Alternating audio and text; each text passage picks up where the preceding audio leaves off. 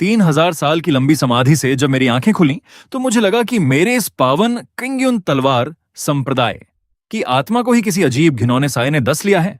मैं बाहर आया तो देखा कि एक मामूली सी जिंदान स्तर की शिष्या हमारे सम्मानीय और महाशक्तिशाली हेती स्तर के बुजुर्ग 7वें पर उंगली उठा रही थीं। उसका रोना धोना आसमान छू रहा था क्योंकि ने उसकी एक फालतू सी आध्यात्मिक खरगोश को भून कर खा लिया था। वो चीख चीख कर कह रही थी कि को अपनी जान देकर इसकी कीमत चुकानी होगी। मैंने मन ही मन सोचा, अरे भाई, एक मामूली सी खरगोश ही तो थी, ज्यादा से ज्यादा किसी दूसरी दुनिया का कोई साधारण जीव होगी। अगर का मन हुआ और उन्होंने भून कर खा लिया तो इसमें आफत क्या आ गई। लेकिन मेरे इस विचार पर वो लड़की और जोर से दहाड़ें मार मार कर रोने लगी। वो पागलों की तरह चिल्लाई, ये खरगोश की बात नहीं है, ये उनके एटीट्यूड बॉय की बात है। ये मेरे प्रति उनके बर्ताव की समस्या है। उन्हें मेरी भावनाओं की रत्ती भर भी परवाह नहीं है। मैं वहीं खड़ा रह गया। मुझे कुछ समझ नहीं आया, पर झटका बहुत जोर का लगा। एटीट्यूड, भावनाओं की परवाह, एक अदने से खरगोश के लिए अपने ही संप्रदाय के इतने बड़े पर झूठा आरोप लगाना और संप्रदाय के सबसे पवित्र उत्सव में तमाशा खड़ा करना। अगर 3000 साल पहले का दौर होता तो इस लड़की की रीढ़ की हड्डी से उसकी आध्यात्मिक जड़ खींचकर बाहर निकाल ली जाती और उसे हमेशा के लिए भट्टी में झोंक दिया जाता। तमाशा यहीं खत्म नहीं हुआ। दूसरी तरफ देखा तो एक झाड़ू पोछा करने वाला अदना सा झूझी स्तर का नौकर जमीन पर ऐसे लौट पोट हो रहा था जैसे उसकी दुनिया ही उजड़ गई हो। वह हमारे दूजी स्तर के कड़े और अनुशासित कानून मंत्री ये किंग कैंग पर इल्जाम लगा रहा था कि उन्होंने उसे गलत तरीके से बंदी बनाया है। मैंने अपनी दिव्य दृष्टि से उसे जांचा। उसका शरीर पूरी तरह सुरक्षित और पवित्र था, लेकिन वो महाशय अपने सीने पर हाथ रखकर कांपते हुए नाटक कर रहे थे। मेरा शरीर पवित्र है तो क्या हुआ, मेरी आत्मा का क्या? मेरी रूह को उनकी उस बर्फ जैसी ठंडी नजरों ने अपवित्र कर दिया है। अब उन्हें जिम्मेदारी उठानी होगी। उन्हें मुझसे ब्याह रचाना होगा ताकि मेरे इस टूटे हुए दिल को सुकून मिल सके। मेरा सिर चकरा गया। हम तलवारबाज अपनी तलवार की अंतरात्मा आग को लोहे जैसा मजबूत बनाते हैं, शीशे की तरह नाजुक नहीं। अगर सिर्फ नजरों से ही लोग अपवित्र होने लगे तो क्या मेरी एक जहरीली नजर से तुम सब यहीं के यहीं ढेर नहीं हो जाओगे? लेकिन सबसे बड़ा झटका तो अभी बाकी था। हमारे संप्रदाय का सबसे लाडला, जिसका हम सब पलकों पर बिठाकर ध्यान रखते थे, वो अनोखा बाइज है जो हमारे संप्रदाय का भविष्य था। उसने उस भयंकर पाताल के राक्षस राजा को आजाद कर दिया जिसे 9000 सालों से भारी बेड़ियों में दबाकर रखा गया था और यहां खड़ा होकर वह ज्ञान बांट रहा था। वो राक्षस राजा तो बस एक मासूम बच्चा है जो प्यार का भूखा है। इतने सालों से अकेले कैद रहकर वह कितना तन्हा और दर्द में रहा होगा। हम सब उसे अपने प्यार और अपनेपन से क्यों नहीं सुधार सकते? उसी पल मुझे समझ आ गया, मेरे किंग्युन तलवार संप्रदाय पर किसी ने कब्जा नहीं किया है, बल्कि यहाँ के सारे लोग एक साथ पागल हो चुके हैं। इनका मानसिक संतुलन पूरी तरह हिल चुका है। पर किस्मत से मेरी तलवार ऐसे पागलों का इलाज करने में माहिर है। मैंने तुरंत हुक्म दिया और इन सबको घसीट कर सजा देने वाले चबूतरे पर बांध दिया। आज मैं कोई दलील नहीं सुनूंगा। आज सिर्फ मेरी लाठियां और तलवारें बात करेंगी। मैं सुचेन, इस संप्रदाय का सबसे बड़ा बुजुर्ग, 3000 साल की समाधि में ऐसा लीन हुआ कि मेरी ताकत दूजी के 9वें आसमान को पार करके उस पौराणिक महासिद्धि के स्तर पर पहुंच गई। आज का दिन तो पूरे संप्रदाय के लिए जश्न का होना चाहिए था, लेकिन जैसे ही मैंने अपनी आंखें खोली, मुझे शिष्यों के चेहरों पर खुशी की लहर नहीं बल्कि किसी सब्जी बाजार जैसा घटिया नाटक देखने को मिला। मुख्य छोटी के भव्य दरबार में जहां हर तरफ सन्नाटा और अनुशासन होना चाहिए था, वहां एक अजीब सी सड़ी हुई नफरत और बकवास फैली हुई थी। वो लड़की ऐसे रो रही थी जैसे उसके सगे पिता गुजर गए हों। वो नौकरानी ऐसे नौटंकी कर रही थी जैसे गली नुक्कड़ का कोई सहकलाकार हो। और वो लाडला भाई चेहरे पर ढोंग का नूर चमकाकर किसी खूंखार राक्षस के लिए हमदर्दी बटोर रहा था।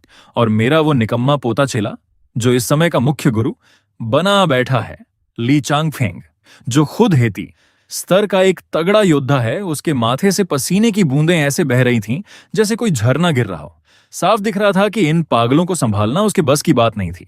मैं दरबार के ठीक बाहर अपनी मौजूदगी को पूरी तरह छिपाकर खड़ा था और इस तमाशे को चुपचाप देख रहा था। ली चांगफेंग ने अपने हाथ मलते हुए उस रोती हुई लड़की से मिन्नतें की। मियाओ मियाओ, जरूर कोई गलतफहमी हुई है। हमारे तलवारबाज इस संप्रदाय की रीढ़ है। वो भला तुम्हारे एक छोटे से खरगोश के पीछे क्यों पड़ेंगे? उस लिन मियाओ मियाओ नाम की लड़की ने चीख कर कहा। गुरुजी, आप भी उनकी बातों में आ गए। वो मुझसे चिढ़ती हैं। उन्हें जलन होती है कि फेंघाओ सीनियर मुझे इतनी अहमियत क्यों देते हैं। वो जानबूझकर मुझे नीचा दिखाने के लिए मेरे खरगोश को मोहरा बना रही है। तभी मुझे याद आया, अच्छा, वो युआनिंग स्तर का लड़का जो शक्ल से थोड़ा ठीक ठाक दिखता है, लेकिन उसका हमारी तलवारबाज जियान वुयू से क्या लेना देना? जियान वुयू, जो रिश्ते में मेरी परपोती जैसी लगती है, जिसने अपनी पूरी जिंदगी सिर्फ तलवारबाजी को समर्पित कर दी और जो हेती स्तर के 7वें आसमान पर पहुंच चुकी है, जो इस पूरे संप्रदाय की इकलौती उम्मीद है, वो इन बेवकूफों के चक्रव्यूह में फंसी खड़ी थी।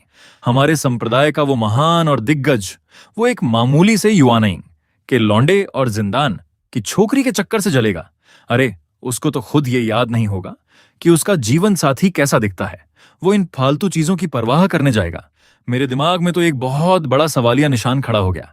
इस लड़की का दिमाग किसी भैंस ने लात मारकर सुझाया है, या यह बचपन से ही दरवाजे में सिर फंसाकर पैदा हुई थी? और इससे भी ज्यादा घटिया बात क्या थी जानते हो? दरबार में खड़े कई नौजवान चेले उसके इस तमाशे पर अपनी हमदर्दी लुटा रहे थे। हाँ यार, वो यूं तो हमेशा से ही खड़ूस रही है, क्या पता सच में भून दिया हो। हमारी मियाओ मियाओ बहन कितनी मासूम है। फेंघाओ भाई, जरा आगे बढ़कर उसे गले से लगा लो ना। वो फेंघाओ नाम का नौजवान लौंडा बगल में खड़ा कभी पीला पड़ रहा था तो कभी नीला। आगे बढ़ने की औकात नहीं थी उसकी। समझ रहे हो ना? ये कोई अक्ल की बात नहीं थी। ये एक ऐसा घटिया नाटक था जो मेरे पल्ले ही नहीं पड़ रहा था। और हमारी जियान वुयू, वो सीधी सादी तलवारबाज, बस अपनी पीठ पर भारी तलवार ताने खड़ी रही और अपनी बर्फ जैसी आवाज में 2 शब्द फेंके, नहीं भुना। बस बात खत्म। एक सच्चे तलवारबाज का यही अंदाज होता है, लेकिन उस लिन मियाओ मियाओ के कानों में तो जैसे यह घी का काम कर गया। वह और जोर से चीखी, देखो देखो आप सब, इन्हें तो सफाई देना भी मंजूर नहीं है। इन्होंने मान लिया है कि ये मुझे कीड़ा समझती हैं। और वो और जोर से दहाड़े मारने लगी। मैंने अपनी आंखें बंद कर लीं। मेरा दिल बैठ गया। हमारे ककिंगयुन संप्रदाय की साख इन बकवासों में कब से बह गई। 3000 साल पहले अगर किसी चेले ने मुख्य दरबार में इतना सा भी शोर मचाया होता तो कानून विभाग वाले उसकी टांगें तोड़कर उसे घसीटते हुए बाहर फेंक देते। और पर झूठा आरोप लगाने की सजा, उसके पूरे खानदान को सुअरों के साथ बांधकर 3 दिन और 3 रात धूप में सुखाया जाता। मुझे लगा कि अब और देखना मेरे बस का नहीं है। अगर मैंने एक पल भी और यह बकवास देखी तो मेरी सदियों की तपस्या से हासिल हुई महासिद्धि की आत्मा में दरार आ जाएगी। अब समय आ गया था कि इन भीगी बिल्लियों को याद दिलाया जाए कि उनके परदादा के जमाने के पूर्वज जब जिंदा होते हैं तो क्या हश्र होता है। मैंने बस एक कदम आगे बढ़ाया। न कोई आसमान फटा, न कोई जादुई रोशनी चमकी। मैं बस चुपचाप दरबार के बीचों बीच आ खड़ा हुआ। उसी पल पूरे दरबार का शोर ऐसे गायब हुआ जैसे गधे के सिर से सींग। वक्त जैसे थम गया। सबकी निगाहें मुझ पर टिक गईं। पहले हैरानी, फिर झटका और उसके बाद वो खौफ जो उनकी रूह कंपा गया। ली चांगफेंग ने सबसे पहले मुझे पहचाना। उसके दोनों पैर कांपे और वो धड़ाम से घुटनों के बल जमीन पर गिर पड़ा। उसकी आवाज थरथरा रही थी। पर पोता ली चांगफेंग अपने सबसे महान परम गुरुदेव का समाधि से वापस आने पर स्वागत करता है। और फिर पूरा दरबार जैसे फट पड़ा। परम गुरुदेव, ये वही सुचेन पूर्वज हैं जो 3000 साल पहले समाधि में गए थे। हे भगवान, पूर्वज अभी भी जिंदा हैं। मेरी 7 पुश्तों के पुण्य जाग गए जो मैंने इस जिंदा भगवान के दर्शन कर लिए। चेले सब के सब ऐसे जमीन पर लेट गए जैसे कटी हुई फसल हो। किसी की सांस लेने तक की हिम्मत नहीं हो रही थी। बस वो 3 नाटकबाज अभी भी अपनी जगह पर बुत बने खड़े थे। लिन मियाओ मियाओ का रोना उसके गले में ही अटक गया। वो भूल गई कि अगला सुर कौन सा आलापना था। जमीन पर लेटी वो नौकरानी कांपना भूल गई और वो लाडलाबाई जे, उसके चेहरे का वो ढोंगी नूर पत्थर जैसा जम गया। मेरी ठंडी नजरें पूरे दरबार पर घूमी और आखिर में लिन मियाओ मियाओ पर जाकर टिक गईं।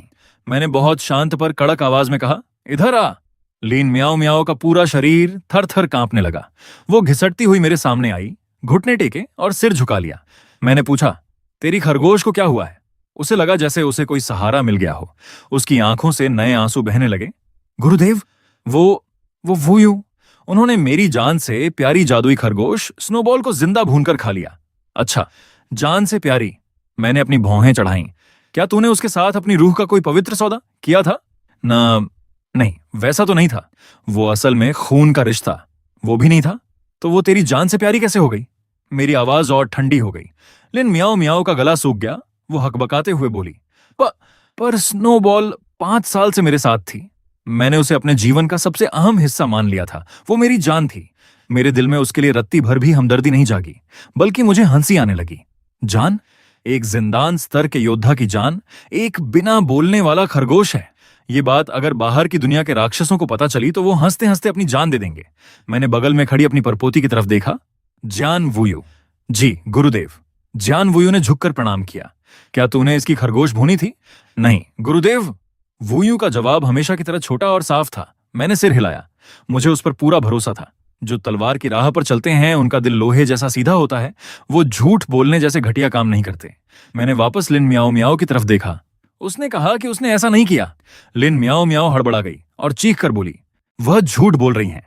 गुरुदेव, आपको मेरे साथ न्याय करना होगा। वो बस मुझसे चिढ़ती हैं। उन्हें मेरा चेहरा देखना पसंद नहीं है। वो तुझसे क्यों चिढ़ेगी? मैंने मजे लेते हुए पूछा।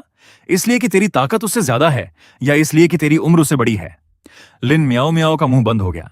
काफी देर तक सोचने के बाद उसने बड़ी मुश्किल से एक लाइन फेंकी। वो इसीलिए चिढ़ती हैं क्योंकि फेंघाओ भाई मुझे बहुत प्यार करते हैं। पूरे दरबार में ऐसा सन्नाटा छा गया मानो सब मर चुके हों। यहां तक कि वो फेंघाओ नाम का लड़का भी सोच रहा था कि जमीन फटे और वो उसमें समा जाए। अब मुझसे अपनी हंसी नहीं रोकी गई। मैंने एक ठंडी हंसी हंसते हुए कहा, एक महाशक्तिशाली हेती स्तर की तलवारबाज एक मामूली से लौंडे के चक्कर में एक जिंदान की छोकरी से जलेगी? ये अनोखी अक्ल तुझे किसने सिखाई है? लिन मियाओ मियाओ का चेहरा टमाटर जैसा लाल हो गया। उसने सपने में भी नहीं सोचा था कि संप्रदाय के सबसे बड़े पूर्वज उसके इस नाटक का इस तरह सरेआम कबाड़ा कर देंगे। पर उसने हार नहीं मानी। अपनी उसी सड़ी हुई अक्ल के सहारे वो फिर से पैंतरा बदलने लगी। गुरुदेव, ये जलन की बात नहीं है, ये एटीट्यूड की बात है।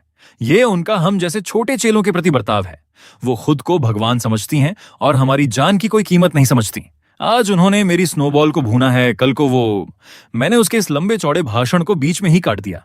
मेरी 10 लाख साल की जिंदगी में मुझे 2 चीजों से सख्त नफरत है। पहली, कोई मेरे सामने बैठकर ये घड़ियाली आंसू बहाए। दूसरी, कोई मेरे सामने बकवास की कहानियां सुनाए। और इस लड़की ने ये दोनों काम एक साथ किए थे। मेरी नजरों का तापमान गिरते ही लिन मियाओ मियाओ डर के मारे बिल्कुल चुप हो गई और पत्ते की तरह कांपने लगी। मैंने कहा, मुझे तेरे एटीट्यूड से कोई लेना देना नहीं है। मुझे सिर्फ सच जानना है। तू कह रही है कि जियान वुयू ने तेरी खरगोश को भूना है, तो इसका कोई सबूत है तेरे पास? मैं लिन मियाओ मियाओ पूरी तरह घबरा गई। मुझे महक आई थी। वुयू की गुफा के पास से मुझे स्नोबॉल के भुने जाने की महक आ रही थी। महक? मैं मुस्कुराया। सिर्फ एक महक के भरोसे तूने इतना बड़ा तमाशा खड़ा कर दिया? हाँ, वही महक। एक दिल टूटने की महक जिसे कोई दूसरा महसूस नहीं कर सकता। वह अभी भी अपनी बात पर अड़ी हुई थी। मैंने अपना सिर पकड़ लिया। ऐसे पागलों के साथ इस तरह की मंदबुद्धि और हिस्ट्रिकल लड़कियों से बात करना सच में मेरी सदियों की महासिद्धि के तगड़े के लिए एक भयंकर परीक्षा थी। खैर छोड़ो, मेरे पास इतना फालतू वक्त नहीं था कि मैं इसके ड्रामे सुनूं। ऐसे ढोंगी लोगों के सामने दलीलें काम नहीं आती। इनके लिए जादू नहीं, बल्कि शुद्ध कड़क आध्यात्मिक पैंतरा काम आता है। मैंने अपनी एक उंगली उठाई और सीधे लिन मियाओ मियाओ के माथे के बीचों बीच तान दी।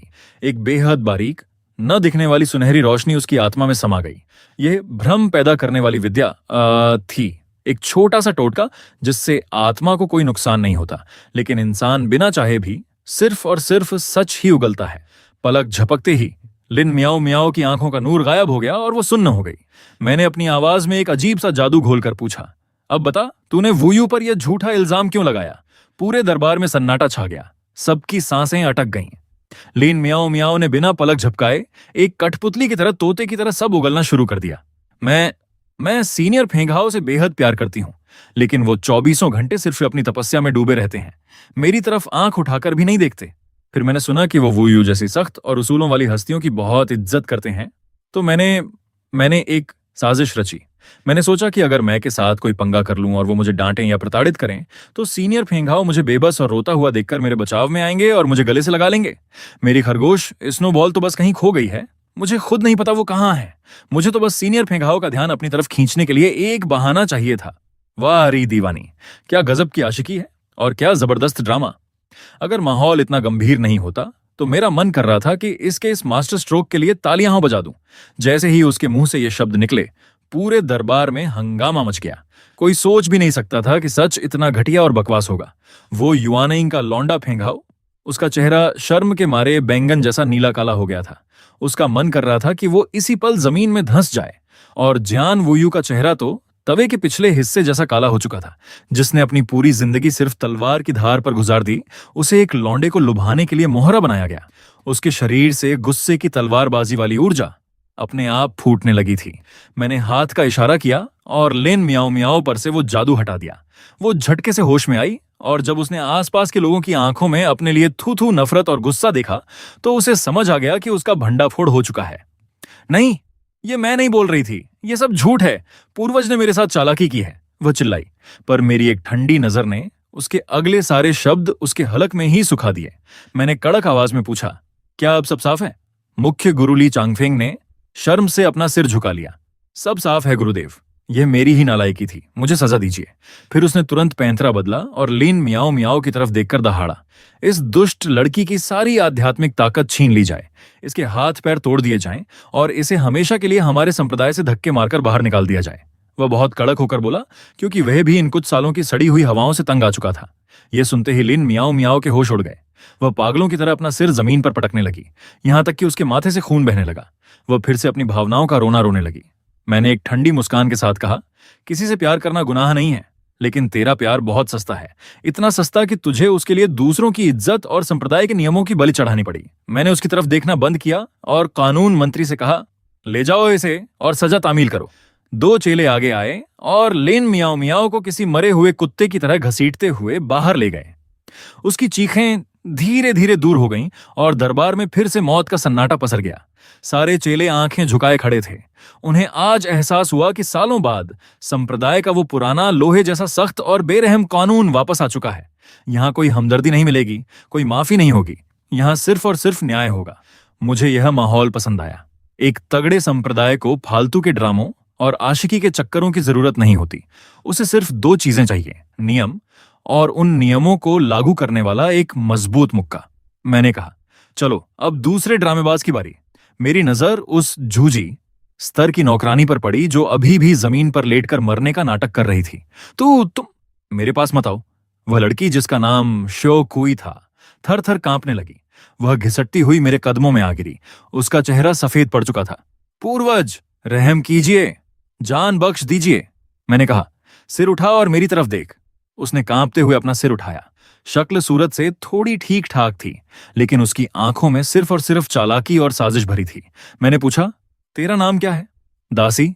दासी का नाम श्योकोई है। तो तू कह रही थी कि ये किंग कैंग ने तुझ पर जुल्म किया है। मेरी नजर पास ही खड़े हमारे कानून विभाग के मुखिया ये किंग कैंग पर पड़ी, जो बिना किसी हाव भाव के शांत खड़े थे। वह मेरी ही शाखा के शिष्य थे और एक बहुत ऊंचे दर्जे के साधु थे। उन्होंने अपनी जिंदगी में सिर्फ और सीधे रास्ते पर चलना सीखा था। वो किसी नौकरानी पर जुल्म तो दूर, रास्ते की किसी कुतिया की तरफ देखना भी वक्त की बर्बादी समझते थे। ये किंग कैंग ने झुककर कहा, पूर्वज, ऐसा कुछ भी नहीं हुआ है। मैंने सिर हिलाया। मुझे उन पर पूरा भरोसा था। फिर मैंने श्योकुई की तरफ देखा। मैंने अभी तेरी जांच की, तू अंदर से पूरी तरह साफ और सुरक्षित है, फिर जुल्म कैसा?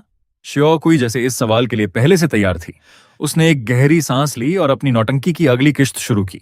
उसने अपने सीने पर हाथ रखा और ऐसे मुंह बनाया जैसे उसका दिल अभी फट जाएगा। पूर्वज, मैं उस जुल्म की बात नहीं कर रही जो शरीर पर होता है, मैं आत्मा के जुल्म की बात कर रही हूं। इस मंत्री ने अपनी उस बर्फ जैसी कातिल नजरों से मेरी तरफ देखा, जिसने मेरी पवित्र रूह को चीर कर रख दिया, मेरी आत्मा को अपवित्र कर दिया। मेरा टूट चुका है। मैं तो बस एक मामूली नौकरानी हूं जिसका सपना था कि एक दिन अपनी मेहनत से अमर हो सकूं, पर इन्होंने मेरा सब कुछ तबाह कर दिया। अब इन्हें इसकी भरपाई करनी होगी। मैंने मजे लेते हुए पूछा, अच्छा, तो वो भरपाई कैसे करेंगे? उसने अपनी पूरी हिम्मत जुटाई और चीख कर बोली, इन्हें मुझसे ब्याह करना होगा और जिंदगी भर मुझे प्यार देकर मेरी रूह के इस जख्म को भरना होगा। ये सुनते ही कुछ चेलों की हंसी छूट गई, लेकिन जैसे ही कानून विभाग के बुजुर्गों ने उन्हें घूर कर देखा, उन्होंने अपना मुंह दबा लिया और उनका चेहरा लाल हो गया। मेरा खुद का मन कर रहा था कि इसे एक थप्पड़ मारूं। भाई साहब, इस लड़की का ड्रामा तो पिछली वाली से भी एक कदम आगे था। ये तो सीधे मानसिक शोषण का शिकार बताकर एक इतने बड़े महापुरुष से शादी के सपने देख रही थी। ये तो ऐसा था जैसे कोई कहे कि मुझे पूरे संप्रदाय की चाबी दहेज में चाहिए। मैंने उसकी तरफ ऐसे देखा जैसे कोई चिड़ियाघर का अजीब जानवर देख रहा हूं। तो तेरी नजरों से रूह अपवित्र हो जाती है? हाँ पूर्वज, यह ऐसा जख्म है जो दिखता नहीं पर सीधे जान ले लेता है, उसने पूरे यकीन के साथ कहा। मैंने सिर हिलाया। ठीक है, अगर जख्म रूहानी है तो इलाज भी रूहानी ही होगा। श्यो कुई को समझ नहीं आया कि मैंने क्या कहा, लेकिन अगले ही पल उसे समझ आ गया। मेरा हाथ बिना किसी चेतावनी के सीधे उसके सिर पर जा टिका। मेरी महाशक्तिशाली और भयानक मानसिक ताकत बिना किसी रुकावट के सीधे उसके दिमाग में घुस गई। दरबार में मौजूद लोग चिल्ला उठे, आत्मा की तलाशी, ये पूरी दुनिया की सबसे खतरनाक और क्रूर विद्याओं में से एक है। इसमें या तो इंसान पागल हो जाता है या उसकी आत्मा के परखच्चे उड़ जाते हैं। किसी ने नहीं सोचा था कि संप्रदाय के सबसे बड़े पूर्वज एक मामूली नौकरानी के लिए इतने बेरहम हो जाएंगे। शियोकुई को चीखने तक का मौका नहीं मिला। उसकी आंखें पलट गईं, मुंह से झाग निकलने लगा और उसका पूरा शरीर झटके खाने लगा। उसकी सारी यादें, उसकी साजिशें मेरे सामने एक किताब के पन्नों की तरह खुलने लगीं। कुछ ही पलों में मैंने अपना हाथ हटा लिया। शियोकुई एक फटे हुए कपड़े की तरह जमीन पर गिर पड़ी। वह पूरी तरह से एक पागल औरत बन चुकी थी। अब उसकी पूरी जिंदगी ऐसे ही कटेगी। मेरी आंखों में उसके लिए कोई दया नहीं थी। जो इतनी बड़ी साजिश रचेगा, उसे अंजाम भुगतने के लिए तैयार रहना चाहिए। मेरी ठंडी नजरें अब दरबार के एक कोने पर जाकर रुकीं, जहां जड़ी बूटी विभाग के चांग देहाई डर के मारे थर थर कांप रहे थे। मैंने बहुत शांत आवाज में कहा, चांग देहाई। वो बुजुर्ग झटके से आगे आए और घुटनों के बल गिर पड़े। दास हाजिर है पूर्वज। तेरा एक पोता है ना, चांग फान, जो अंदरूनी चेला है? मैंने पूछा। हाँ पूर्वज, सही कहा आपने। चांग देहाई का पूरा शरीर पसीने से भीग चुका था। मैंने आराम से लेकिन कड़क आवाज में कहना शुरू किया, जो चांग देहाई के कानों में हथौड़े की तरह बज रहा था। जहां तक मुझे याद है, 100 साल पहले ये किंग कैंग अपना एक खास चेला चुन रहे थे, और तेरा पोता चांग फान और एक दूसरा चेला लिंगजुए उस दौड़ में सबसे आगे थे। सही कहा ना? चांग देहाई का कांपना और तेज हो गया। जी पूर्वज। वह लड़का नासमझ था, उसका दिल छोटा था, लेकिन उसकी इतनी हिम्मत नहीं।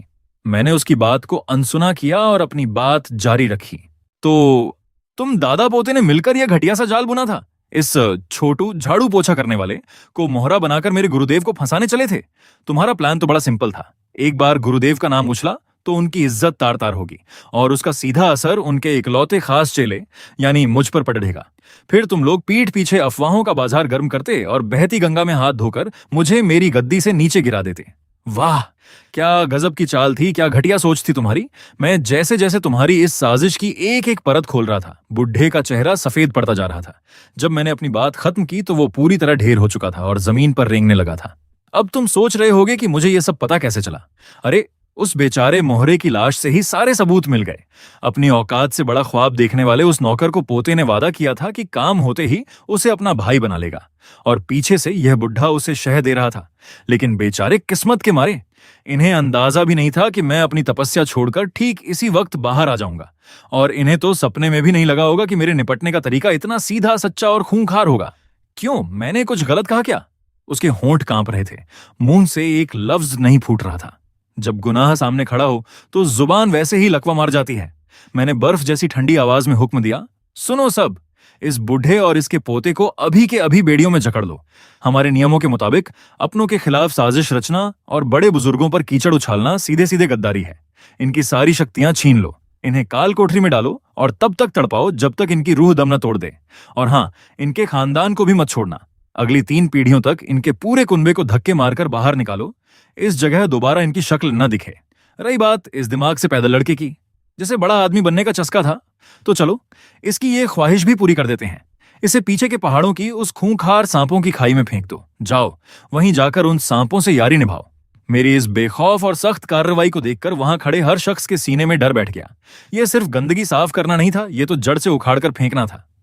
पूरे दरबार में ऐसा सन्नाटा छा गया कि अगर सुई भी गिरती तो आवाज आ जाती। सबकी सांसें अटकी हुई थीं। उन्हें आज समझ आ गया था कि नियमों को सबसे ऊपर रखने वाला उनका वो पुराना खतरनाक रक्षक वापस लौट आया है। पर मेरे अंदर कोई हलचल नहीं थी। मेरे लिए तो यह बस कचरा साफ करने जैसा था, जिसके बाद मुझे यहाँ की हवा थोड़ी साफ लगने लगी थी। अब बारी थी उस आखिरी मोहरे की। मेरी निगाहें उस लड़के पर जाकर टिकीं, जो शुरू से लेकर अब तक बिना झुके बिल्कुल सीधा खड़ा था। ये है व्हाइट, सफेद पोश जीनियस, हमारी इस जगह का सदियों में पैदा होने वाला इकलौता चमत्कारी लड़का। इतना टैलेंटेड कि इसे देखकर लगता था कि यही हमारा भविष्य है, और शायद इसी लाड प्यार ने इसका दिमाग खराब कर दिया था। इसे लगने लगा था कि दुनिया में इससे बड़ा मसीहा कोई है ही नहीं। इसका ईगो 7वें आसमान पर था और यह फालतू की दयालुता से भरा हुआ था। मैं उसे घूर रहा था और वो मुझे देख रहा था।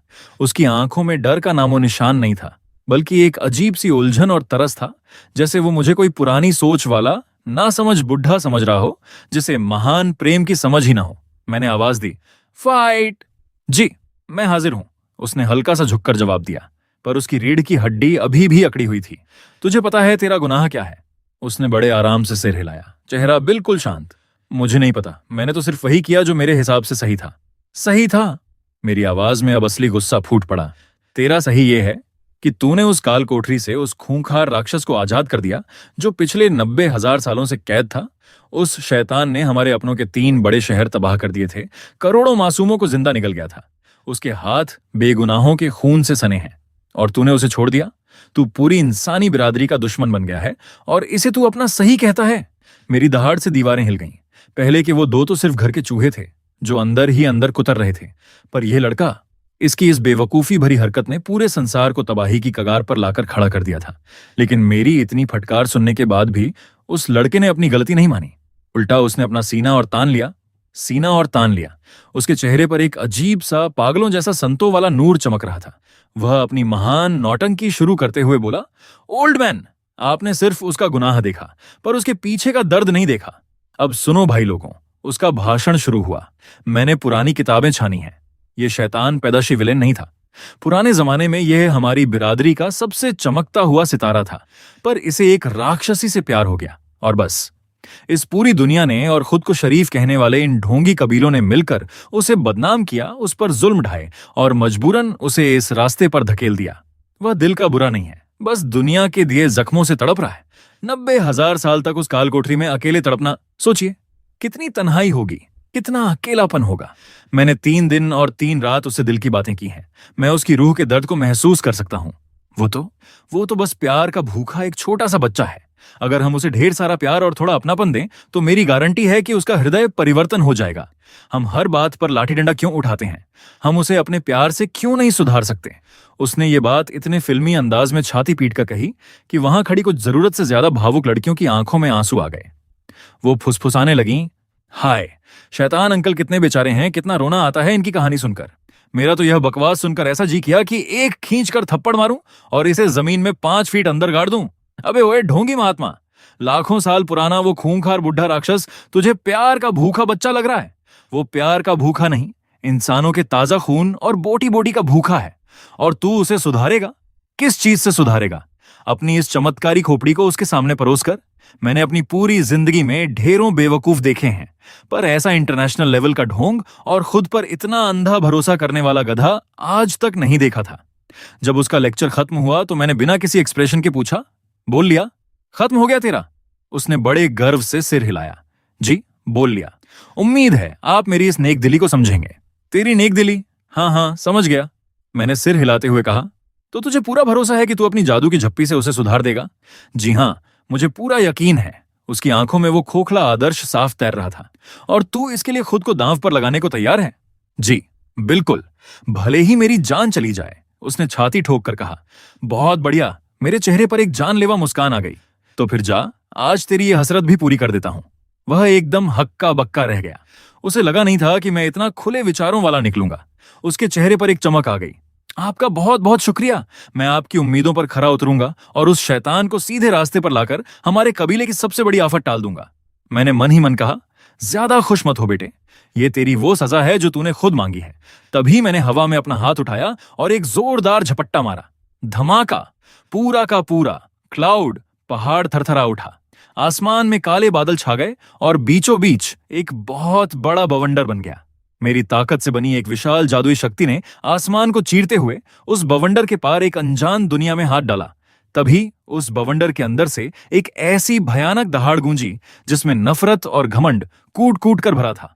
हा, ओल्ड मैन के चमचों, मैं आजाद हो चुका हूं। अब तबाही के लिए तैयार हो जाओ। ये वही शैतान था जो अभी कुछ देर पहले भागा था। बेचारे को अंदाजा ही नहीं था कि उसके साथ क्या होने वाला है। अगले ही पल उसकी वो घमंडी हंसी एक चीख में बदल गई। मेरी उस जादुई शक्ति ने उसे संभलने का एक मौका भी नहीं दिया। उसने उस विशालकाय राक्षस को गर्दन से दबोचा जैसे कोई मुर्गे के बच्चे को दबोचता है और घसीटते हुए उस बवंडर से बाहर खींच लिया। जो राक्षस खुद को भगवान समझ रहा था, वो इस वक्त मेरी मुट्ठी में फंसा हुआ बिल्ली के बच्चे की तरह बेबस छटपटा रहा था। इस खौफनाक नजारे को देखकर दरबार में मौजूद हर इंसान के तोते उड़ गए। सब फटी आंखों से देखने लगे कि इसे कहते हैं असली पावर। जिस आफत से पूरा कबीला कांप रहा था, उसे मैंने एक हाथ से मक्खी की तरह पकड़कर सामने लाकर खड़ा कर दिया। वो ढोंगी मसीहा भी घुटनों पर आ गया। उसका मुंह खुला का खुला रह गया और उसके चेहरे का वो सो कॉल्ड संतों वाला नूर पल भर में गायब हो गया। अब खेल का क्लाइमैक्स बाकी था। मैंने बाएं हाथ से उस राक्षस को जकड़े रखा और दाएं हाथ से हवा में एक लकीर खींची। पलक झपकते ही कबीले के सामने वाले मैदान में सोने की तरह चमकती हुई एक बहुत बड़ी दीवार खड़ी हो गई, जिसने पूरे 1 किलोमीटर के दायरे को कैद कर लिया। ये कोई मामूली घेरा नहीं था, इसे मैंने वक्त और स्पेस की ताकतों को मिलाकर बनाया था।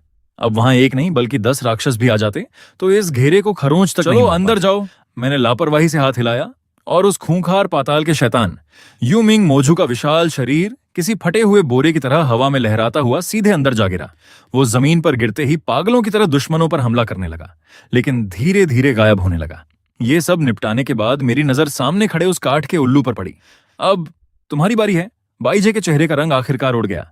जो चेहरा थोड़ी देर पहले तक आदर्शवाद की लालिमा से चमक रहा था, वो अब हकीकत के डर से बिल्कुल सफेद पड़ चुका था। दादाजी, हुजूर, आपका क्या मतलब है इससे? उसकी आवाज ऐसे कांप रही थी जैसे ठंड में कोई भीगा हुआ चूहा कांपता है। अरे, तुमने ही तो कहा था कि तुम उसे सुधारना चाहते हो, अपने प्यार से उसका दिल जीतना चाहते हो। मैंने बिल्कुल मासूमियत से कहा। मुझे लगा कि वो बाहर घूमता रहेगा तो तुम्हें उसे सुधारने में दिक्कत होगी, इसलिए मैंने खास तौर पर उसे पकड़कर यहां रख दिया। और देखो, मैंने तुम दोनों के लिए एक ऐसा हरा भरा, खूबसूरत और शांत कोना चुना है जहां कोई तुम्हें परेशान नहीं करेगा। मैंने उस सुनहरी लक्ष्मण रेखा की तरफ इशारा किया। देखो कितना शानदार है। इस कवच की समय सीमा मैंने पूरे 10,000 साल तय की है। इन 10,000 सालों में न तो अंदर से कोई बाहर आ पाएगा और न ही बाहर से कोई अंदर जा पाएगा। मैंने तुम दोनों को खुलकर बातचीत करने, एक दूसरे को समझने और एक दूसरे का दिल पिघलाने के लिए पूरा समय दिया है। जाओ जाओ और अपने उस महान प्यार से उसके उस दिल को गर्माहट दो जो पिछले 90,000 सालों से अकेला और तड़प रहा है। मैंने तो ये बातें इतनी सहजता से कहीं जैसे किसी को चाय पर बुला रहा हूं, लेकिन बाईजे के कानों में ये शब्द किसी कालदूत की फुसफुसाहट जैसे गूंजे। जब एक इंसान को एक खूंखार, आदमखोर राक्षस के साथ एक बंद कमरे में 10,000 साल बिताने पड़े, तो इसे हृदय परिवर्तन नहीं बल्कि सीधे सीधे बकरे को शेर के मुंह में डालना कहते हैं। नहीं दादाजी, मेरा वो मतलब नहीं था। बाईजे अब पूरी तरह से हड़बड़ा गया। उसके चेहरे का वो पाखंडी और महान बनने का नाटक पल भर में गायब हो गया और उसकी जगह साक्षात मौत का खौफ तैरने लगा। मैं अभी अंदर नहीं जा सकता। मेरी तपस्या और ताकत अभी बहुत कम है।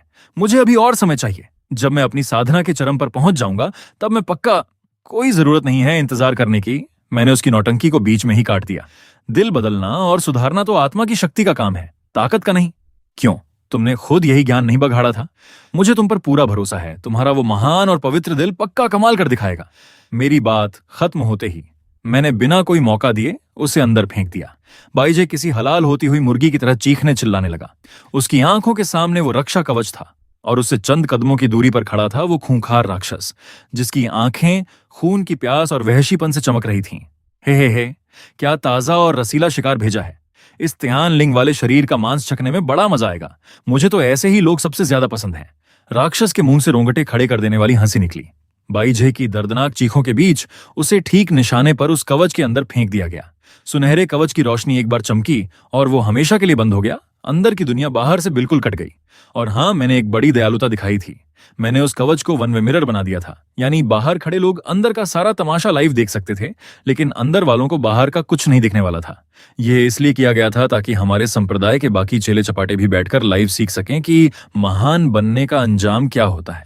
चलो फुर्सत हुई। मैंने अपने हाथ झाड़े जैसे कोई मामूली सा धूल का तिनका साफ किया हो। तीनों परेशानियां खत्म हुई। अब बताओ, किसी और को कोई आपत्ति है? कोई कुछ कहना चाहता है? मेरी नजरें धीरे धीरे पूरे दरबार में घूमी। पूरे हॉल में ऐसा सन्नाटा छा गया जैसे कोई श्मशान घाट हो। सारे चेले, सारे बुजुर्ग और बड़े बड़े उस्ताद सिर झुकाए खड़े थे और डर के मारे उनके शरीर थर थर कांप रहे थे। किसी माई के लाल में इतनी हिम्मत नहीं थी कि मुझसे नजरें भी मिला सके। आपत्ति? किसकी हिम्मत थी जो आपत्ति जताए? अब उन्हें अच्छी तरह समझ आ गया था कि ये जो 3,000 साल बाद गुफा से बाहर निकले हमारे परम दादाजी हैं, ये भावनाओं में बहने वाले इंसान नहीं बल्कि एक चलती फिरती ठंडी प्रॉब्लम सॉल्विंग मशीन है। अगर तुम इनसे भावनाओं की बात करोगे तो ये तुम्हें नियमों का पाठ पढ़ाएंगे। अगर तुम इनसे आत्मा और परमात्मा की बातें करोगे तो ये तुम्हें सीधे लात मारेंगे। और अगर तुम इनके सामने महान प्रेम और दया का ढोंग करोगे तो ये तुम्हें सीधे तुम्हारे उसी प्रेम के साथ 10,000 साल के लिए हनीमून पर भेज देंगे। इस बुजुर्ग के सामने तुम्हारी सारी नौटंकी, इमोशनल ब्लैकमेलिंग और महान बनने का चोंचला पूरी तरह फेल था। दरबार के भीतर मौत जैसा सन्नाटा था। थोड़ी देर पहले जो माहौल पाखंड और बकवास से भरा हुआ था, वो अब एक ठंडे और सख्त अनुशासन में बदल चुका था। मुझे यह देखकर बड़ा सुकून मिला। तभी लिस्चांग फेंग को जैसे बिजली का झटका लगा। वो सीधे घुटनों के बल गिर पड़े और नीचे झुक गए। मुखिया होने के नाते मैं अपने शिष्यों को सही राह नहीं दिखा पाया। संप्रदाय का माहौल बिगड़ गया। मैं सच और झूठ की पहचान नहीं कर सका और सही फैसला नहीं ले पाया। दादाजी, मैं अपना गुनाह कबूल करता हूं, मुझे सजा दीजिए। ली चांगफेंग के माथे से पसीने की बूंदें टपक रही थीं। उन्होंने अपने बचाव में एक शब्द भी नहीं कहा। ठीक है, तो तुम अगले 300 साल के लिए कालकोठरी में जाओ और वहां बैठकर अपनी गलतियों पर पछतावा करो। तब तक के लिए संप्रदाय के मुखिया का पद जियान वोयू संभालेंगे। शिष्य को आपकी सजा मंजूर है। ली चांगफेंग ने अपना सिर जमीन पर टिका दिया। डर के मारे कांपने के बावजूद अंदर ही अंदर उन्होंने चैन की सांस ली कि चलो, उन्हें उस 10,000 साल वाले नरक में नहीं भेजा गया। चलो, सिर्फ 300 साल की जेल तो मेरे जैसे बुजुर्ग का बहुत बड़ा रहम है उस पर। फिर मेरी नजर तलवारबाजी के उस्ताद जियान वोयू पर पड़ी। जियान वोयू जी, आपका नाचीज चेला हाजिर है। वो तुरंत सामने आया। तुम इस पूरी तलवारबाजी की चोटी के बुजुर्ग हो, इतनी बड़ी ताकत हो, लेकिन जब वो नौसिखिए और कच्चे चेले तमाशा कर रहे थे तो तुम चुपचाप तमाशा देख रहे थे। तुम्हें अपने और संप्रदाय के रुतबे को बचाने के लिए कड़क कदम उठाना नहीं आता था क्या? गलती तुम्हारी भी है। जाओ, अगले 100 साल के लिए तलवारों के तहखाने में जाकर तलवारों की सेवा करो और पहरा दो। जियान वोयू पहले तो हैरान हुआ, पर फिर उसकी बांछें खिल गईं और वो खुशी से गदगद हो गया। चेला आपके इस भारी उपकार के लिए सिर झुकाता है। उसे अच्छे से पता था कि वो तहखाना तो असल में उन लोगों के लिए इनाम होता है जिन्होंने संप्रदाय के लिए कोई महान काम किया हो। वो समझ गया कि मैं उसे सिर्फ थोड़ा सा डांट रहा हूं, लेकिन असल में उसका फायदा ही कर रहा हूं। इन दोनों का हिसाब बराबर करने के बाद मैंने एक बार फिर पूरे मैदान को अपनी नजरों से नापा। आज से हमारे किंगयुन तलवार संप्रदाय के नए नियम लिखे जाएंगे। मेरी बात खत्म होते ही मैंने एक कदम आगे बढ़ाया और सीधे बाहर के बड़े मैदान में पहुंच गया। मैंने अपना दाहिना हाथ उठाया और जमीन की तरफ एक जोरदार दबाव बनाया। धड़ाम धड़ाम जमीन बीच से फट गई और उसके अंदर से एक 100 फीट ऊंचा चमचमाता हुआ सोने का विशाल पत्थर धीरे धीरे बाहर निकल आया। उस पत्थर से सदियों पुरानी और बेहद खतरनाक ताकत महसूस हो रही थी। मैंने अपनी उंगलियों को तलवार की तरह सीधा किया और आसमान जमीन की ताकत को अपनी स्याही बनाकर उस पत्थर पर नए नियम गोदने शुरू कर दिए।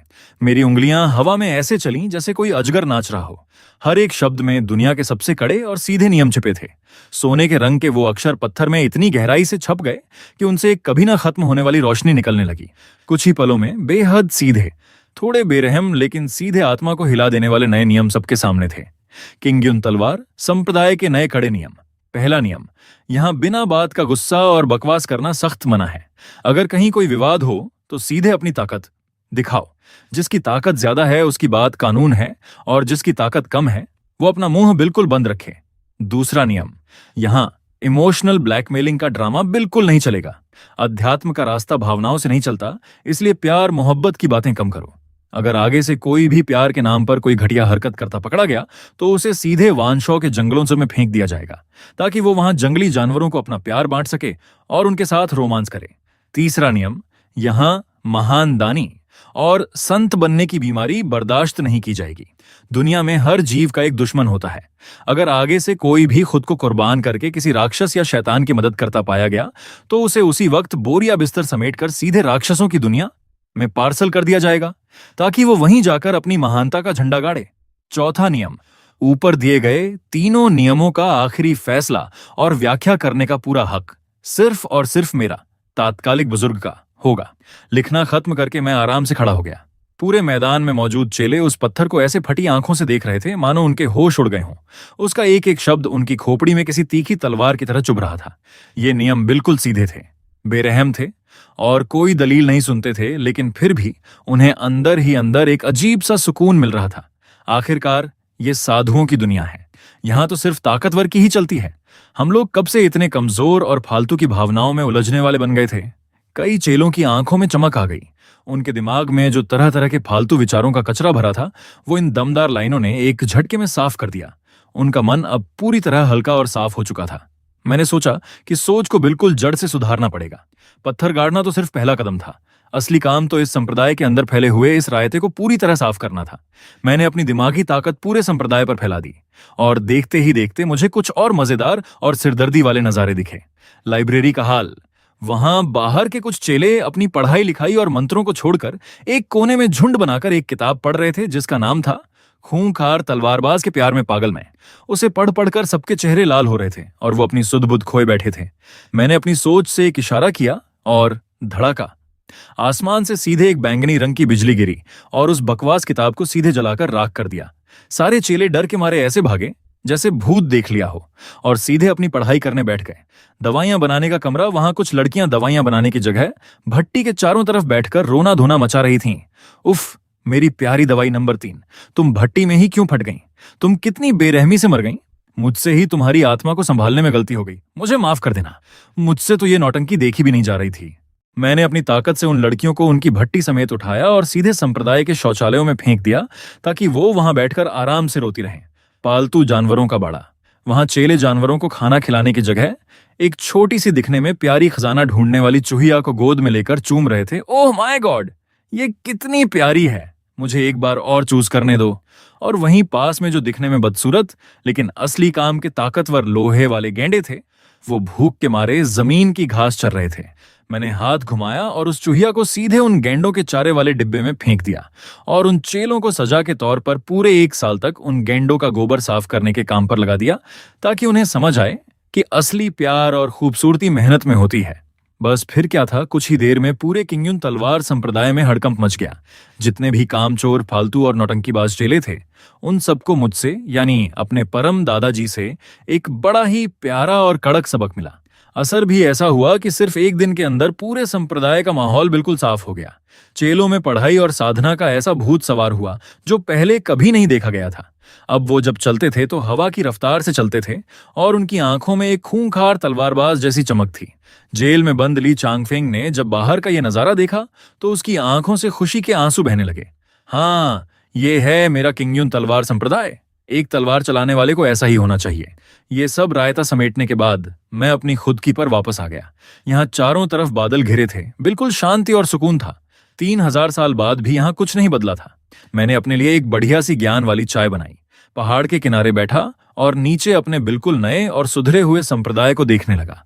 मन में बस यही ख्याल आया, चलो अब शांति है, जिंदगी के हर रंग को ऐसे ही ठीक करना पड़ता है।